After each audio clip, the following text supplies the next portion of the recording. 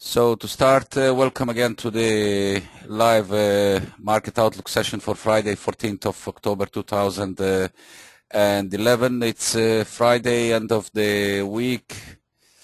That was quite supportive for Euro, I would say, despite some quite dissonant tones that were coming during the week and trying to actually spoil the initial positive sentiment that was sparked from Sunday's Franco-German meeting between the President Sarkozy and the Prime Minister, the Chancellor Merkel, when they announced, not in the details of course, the new steps that would be enough, that will be good enough to handle the current quite serious the problem within the Eurozone, that will be actually to shore up the Eurozone banks, to solve the Greek problem, and to start improving to boost the economy growth in the Eurozone.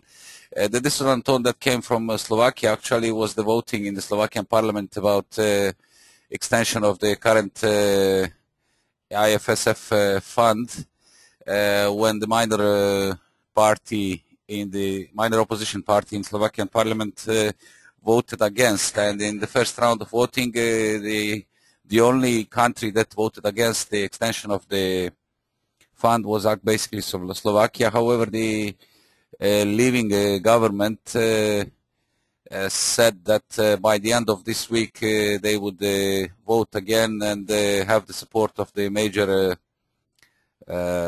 opposition party and passed the law. The euro was mainly unaffected by these news. However, there was some expectation of heavy losses of the single currency after failure to pass the plan of extending of the fund. However, this hasn't happened, and euro remains quite supported. From today's news, again, bad news from Eurozone. The S&P downgraded Spain again on the weak growth outlook. And today's G20 Paris meeting, the Eurozone crisis basically will be dominating the meeting. That will be the main subject. Also from the calendar, things to watch today, Eurozone CPI, due in approximately 45 minutes. Yearly CPI expected to stay unchanged at 3%, while yearly core CPI is forecasted today to go up to 1.5% compared to the 1.2% previous release. Also, the trade balance from Eurozone forecast for today shows the narrowing of the trade gap to 1.1 billion euros compared to the gap of 2.5 billion euros in the previous month release. Across the ocean, manufacturing sales from Canada at 12:30, 0.5% raise was expected today versus the heavy gains of 2.7% previous month. And then retail sales from US, core retail sales are expected to grow 0.2% on the monthly basis compared to the 0.1% previous month, while monthly retail sales are forecasted at 0.5% versus unchanged the previous month release. Import prices of United States are forecasted today to decline by 0.3%, better than the previous month release at minus 0.4%. Then we have the University of Michigan consumer sentiment due at 13:55 GMT. Expected the positive result today at 60.2 versus previous month release at 59.4. Also from US at 1400 GMT, business inventories expected to stay unchanged at 0.4%. Later in the afternoon, the federal budget balance from US expected to show the decline by $65 billion compared to the $133.4 billion in the previous month release. From the technical side, we can see that euro maintains the quite positive tone on the near term after yesterday's reversal from the 12th of October reversal from a fresh high at 138.32. Found good support at 136.80 zone, which this is actually the break point, as we have the previous high of 10th of October at 36.97. So we are talking about break point zone at 137, 136.80, with the fresh strength now underway, attempting towards 138 as initial barrier. On the upside, clearance of this level is to open next, which is 38.5 Fibonacci. Fibonacci 38. Fibonacci 50% of the broader downtrend from 145.48 down to 131.45, and this is actually the strong barrier that is currently capping the upside. With break here required to resume the recent gains from 131.45, the recovery leg, and to open key barrier 139.00 as a figure resistance, and then 139.35. 15th of September high, above which we have the 61.8 Fibonacci retracement at 140 zone. On the downside, immediate supports come at 137.20, and then we have 137, 136.80 as the strong support, with the potential pullback expected to contain above this level in order to maintain the immediate positive tone. However, further easing towards 135.65 is not ruled out at this point, with only loss of this level to weaken the immediate tone and to open way for a further easing, and to mark the temporary top at 138.32, pardon. The British pound is also in the upside attempt, as this morning rally hit 157.95, just ahead of 158, 157.97, 158, which is currently acting as a strong resistance. This also marks the fifth wave of the bounce from 152.71, the 6th of October, fresh 14-month low, as we can see, waves 1, 2, 3, 4, and this is fifth wave. And as the downside was contained by 20 days moving average at 156.65, this is also close to 156.87, so similar to euro, we have the strong support zone here and break point here that currently holds the downside and maintains the short-term uptrend from 152.71. On the upside, we need to see the break above 158.00 in order to extend the gains higher and open 158.40 and 158.65 ahead of Fibonacci level at 50% Fibonacci level of the broader downtrend from 166.17 down to 152.71, standing at 159.40. So that would be the upside target in case of clearance of 158. Also the break above the later to signal to confirm actually bottoming at 153.20, 152.70 zone, actually to mark the double bottom and signal further recovery of the pair. On the downside, the 156.65, the low of yesterday, marks initial and strong support. So 156.87, 156.65 is our initial strong support, along with the 4-hour chart 20 days moving average at 156.83 that currently maintains the short-term bullish tone, with studies quite supportive and trading above their midlines. However, slightly pointing to the downside.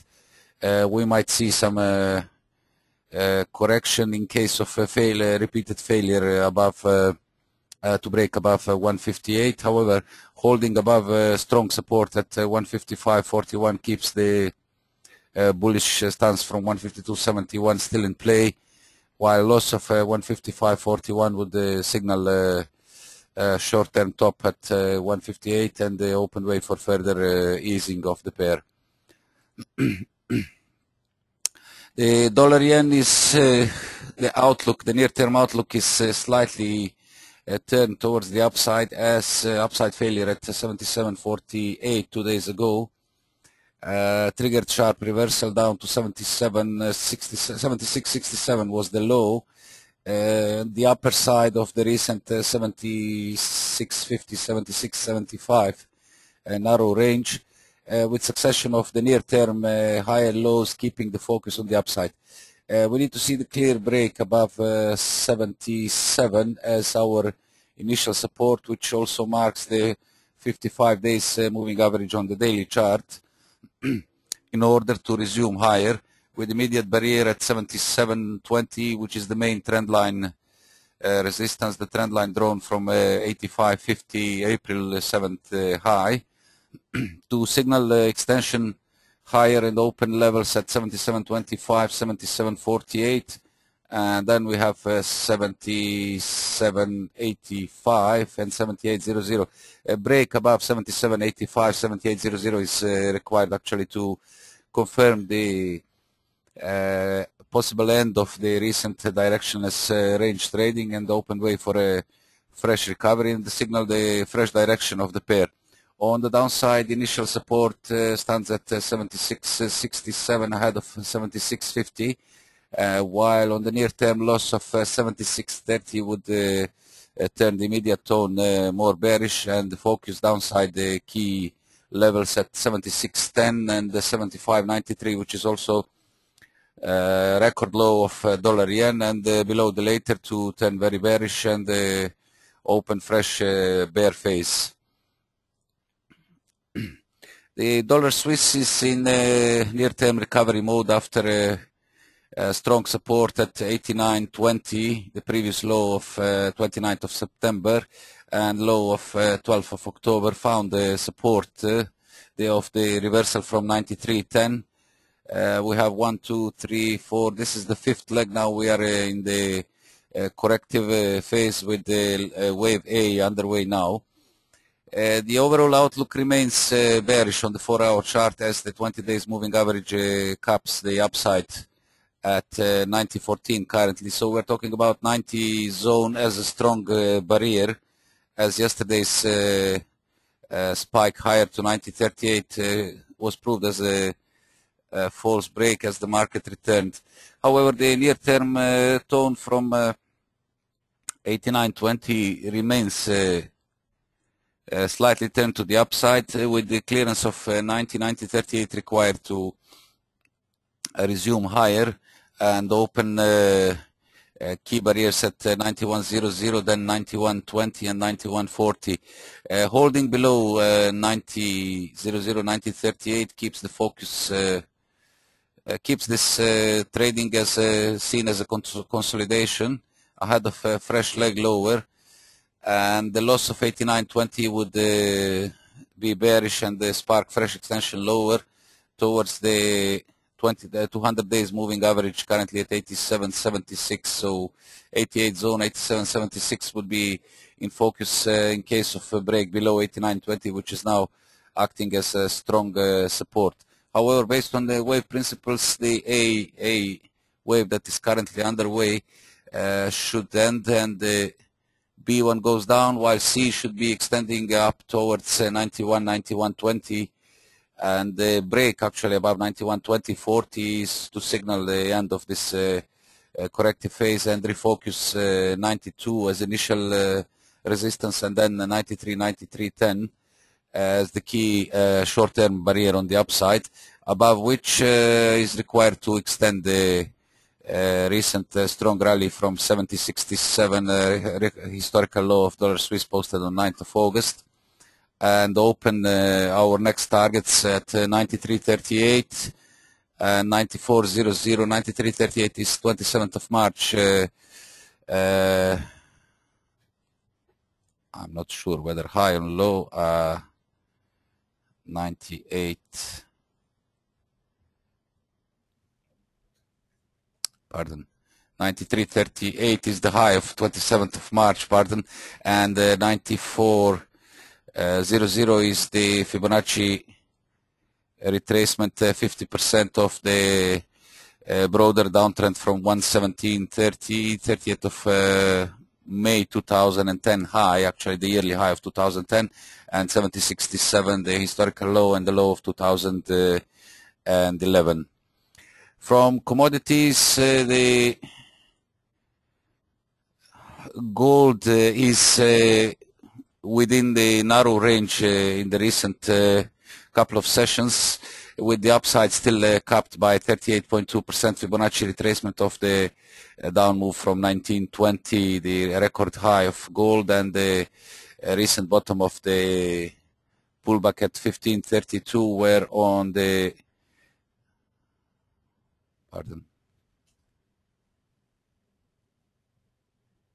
where on the daily chart the 200 days moving average contained this strong reversal of over 400 points.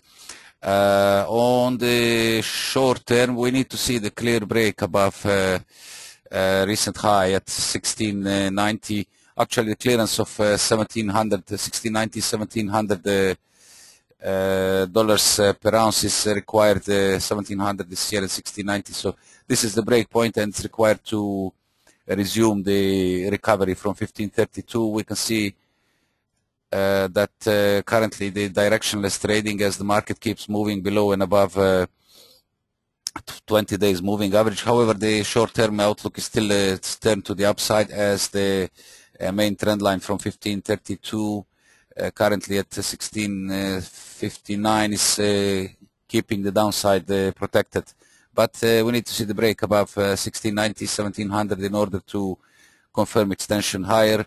And the next level comes at 1725, which is 50% Fibonacci retracement, also near the low of 22nd of September at 1721. So clearance of 1690, 1700 is required to resume recovery. On the downside, break below the trend line, currently at 1659, opens immediate support at 1653, and then 1626, while loss of 1600, let's say the 1600 zone would be risky, and turn the focus lower towards 1532 to signal an extension of the still downtrend from short-term downtrend from 1532 from 1920, the record high of gold. The crude oil short-term outlook from 74.94 low of 4th of October remains still intact, as the pullback from 86.61, just under the main trend line resistance, and twice attempt failure on this point still remains in the near-term corrective trading. Just over 23.6% of the recent up-leg has been retraced, with the good support found at 783.15, and while holding above this as initial support keeps the focus higher. On the 4-hour chart, we see the current attempt through at 20 days moving average, above which to focus upside, and 86.40 is current level of the main trend line resistance, above which comes to 86.53, the previous highs, and opens way for further extension higher. However, on the downside, further easing is not ruled out, as the weakening 4-hour studies are still pointing lower, and below 83.15, the low would focus 82.13, which is the 38.2% Fibonacci retracement of the uptrend from 74.94 up to 86.63. 61, with the also strong support at 81.36, the low of 7th of October. While the outlook would weaken below 81, let's say 80.75, which is the 50% Fibonacci retracement of the recent up leg.